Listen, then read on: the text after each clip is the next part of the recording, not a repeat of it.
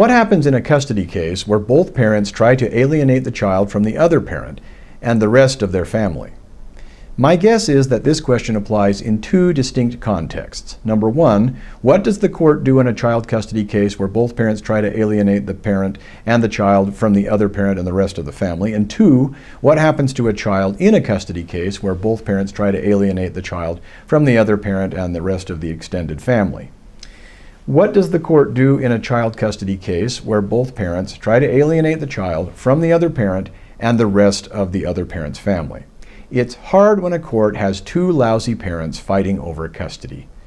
But yet neither is bad enough to have his or her parental rights terminated and custody of the child awarded to the other parent, so the court finds itself having to make all kinds of compromises that the court knows are not likely to work or work very well.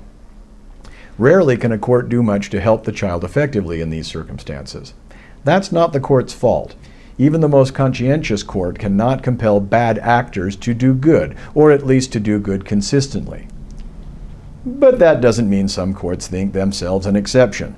Some judges believe the black robe and gavel magically imbue them with supernatural wisdom and power to make the horse drink.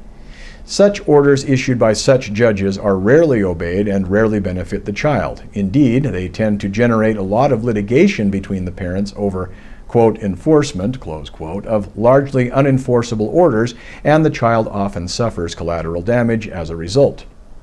Other judges don't want to live with the guilt of wondering, did I fail to do everything I could to protect the child from its lousy parents? And so they assuage their fears by taking the easy way out and issuing orders that appear to make the judges look good without those orders doing the child or his lousy parents much, if any, good, i.e., ordering the parents to read books and watch videos and take parenting courses, and or ordering the parents and children to engage in therapy and counseling. Asterisk here. In fairness, some judges issue such orders not because they believe they will work, not because they want to look compassionate and wise, but because they conclude that it can't hurt and that such orders may cause the occasional parent to see the light. Fair enough. But what happens to a child in a child custody case where both parents try to alienate the child from the other parent and from the rest of the family?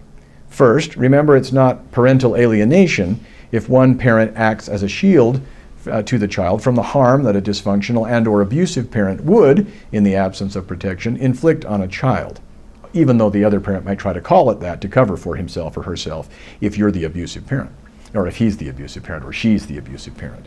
Unfit, unrepentant parents forfeit, either legally or practicably, their hopes of and rights to a relationship with the children they neglect and or abuse.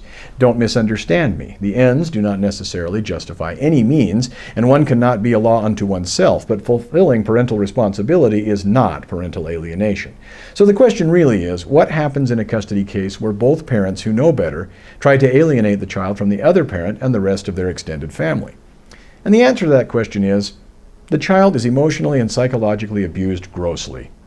All but the most exceptional children suffer the consequences of this heinous emotional and psychological abuse throughout the rest of their lives. Many, frankly most, who reach adulthood and have children of their own will end up being dysfunctional, neglectful, abusive spouses themselves if they ever marry in the first place. Even the children who seemingly overcome or adjust for this abuse and neglect and who manage to live a normal life will, by and large, still suffer from and bear the burdens and scars of the damage and pain. Now to that asterisk. Counseling and therapy can do some people some, even a lot, of good in some cases. But forcing counseling and therapy on parents is not nearly as effective as the courts seem to believe.